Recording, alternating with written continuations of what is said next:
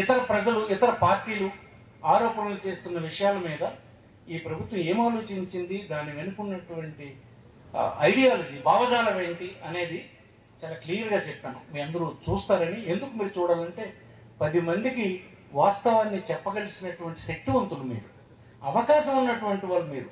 నా స్ట్రైట్ టాక్ను ఒక్కసారి తీరుబడి ఉన్నప్పుడు మీ తాలూగా వాట్సాప్లో చూసి మీరు మరింత శక్తివంతంగా పనిచేయగలరని ఈ సందర్భంగా మనవి చేస్తూ, పోస్టల్ బ్యాలెట్ ఇచ్చారు ఇప్పుడు ఎలక్షన్ కమిషన్ ఈసారి. 80 సంవత్సరాలు దాటిన ప్రతి పౌరుడికి పోస్టల్ బ్యాలెట్ ఇస్తారు. అందుకోసం వృద్ధులైనటువంటి వాళ్ళు పోలింగ్ స్టేషన్కి వెళ్ళక్కర్లేదు. మీరు అక్కడ సాయం చేయండి. వాళ్ళు బ్యాలెట్కి అప్లికేషన్ పెట్టించి ఓటు వేయించే పని చేయండి. ఏ వృద్ధుడు నువ్వు చేస్తున్నటువంటి సేవకు, ఈ ప్రభుత్వం అందిస్తున్నటువంటి సహకారానికి ఎవడు కృతజ్ఞత లేకుండా ఉండడు. ఈ ప్రభుత్వం పడిపోతే ఎలాగని చెప్పి, ఈ ప్రభుత్వం పడిపోయిన రోజునే వేలాది మంది ఈ రాష్ట్రంలో గుండె అయిపోయి చచ్చిపోతారని ఈ సందర్భంగా మనకు. అందుకోసం ఆ పోస్టల్ బ్యాలెట్ ప్రతి వాలంటీర్కి నేను ఏం చెప్తున్నా అంటే, పోస్టల్ బ్యాలెట్ వేయించండి. మీరే వేసికండి, మీరు వేసి మండలం తప్పు. పోస్టల్ బ్యాలెట్ అప్లికేషన్ నింపేసి పెట్టించేయండి. పెట్టించి వాళ్ళ ఇష్టం వచ్చింది మీరు వేయమనండి. మీరు ఇష్టం వచ్చింది మీరు వేయమన్నా, మీరు వేయమన్నా వేయరాడు. ఎతికి వేసేస్తారు. దివ్యాంగులు ఉంది, వాళ్ళకి నాలెడ్జ్ ఉంది. దివ్యాంగులకు కూడా ఇస్తారు ఓటు. కొత్తగా ఎలక్షన్ కమిషన్ ఇది ఇస్తారు, రూల్స్లో అది ఇచ్చింది. వాళ్ళు పోలింగ్ స్టేషన్కి వెళ్ళలేరు, నడవలేరు, ఈ బాధలన్నీ.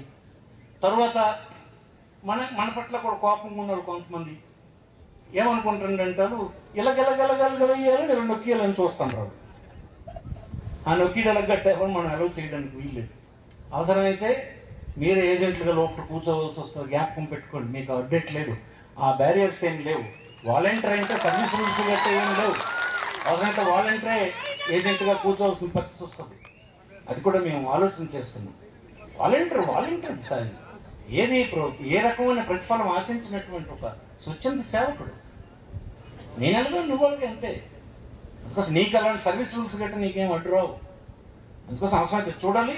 దొంగ ఓట్లు వేసేస్తాం, ఈ ప్రభుత్వానికి కన్నం పెట్టేస్తాం అనే వాళ్ళు ఎవడైనా ఉంటే వాళ్ళ ఆటలు పప్పులు ఉడకవు అన్నటువంటిది మనం రుజువు చేయాలని ఈ సందర్భంగా మీకు మనవి చేస్తూ, మళ్ళీ సందర్భం వచ్చినప్పుడు గ్రామాల్లో కలుస్తాం.